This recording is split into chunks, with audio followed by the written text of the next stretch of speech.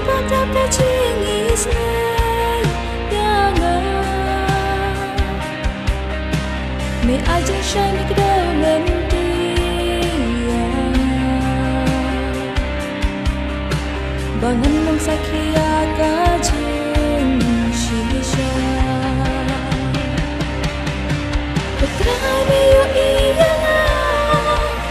Netip ya kadulu cuma Bangak wakan itang yane Imale Tushim ya kadulu cuma Kalam nanti mami yana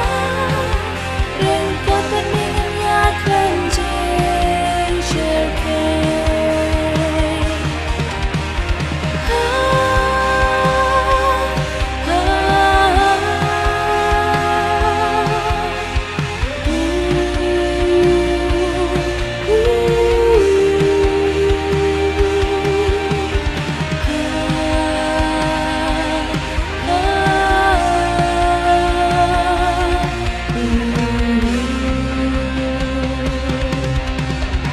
Kisah ayam jongan kena Umpama mikut rayana memang isyarat beringana jinsya Bapertikan itu yang mikutra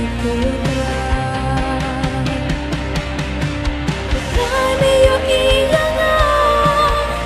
Netip ya kadulu cunga Pangakwa kan itang yame Imare Usyum ya kadulu cunga Kulam nanti mami ya nga Rengkapan dengan ya kanjeng syirkei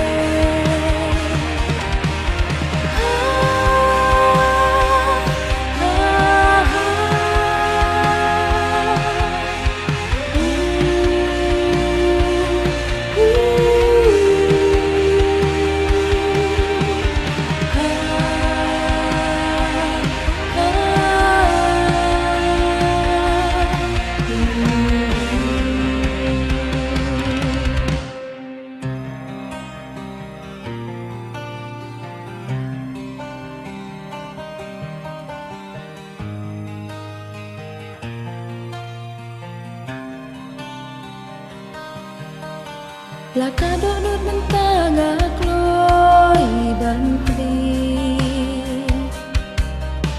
Ban em haka pertai namar jong me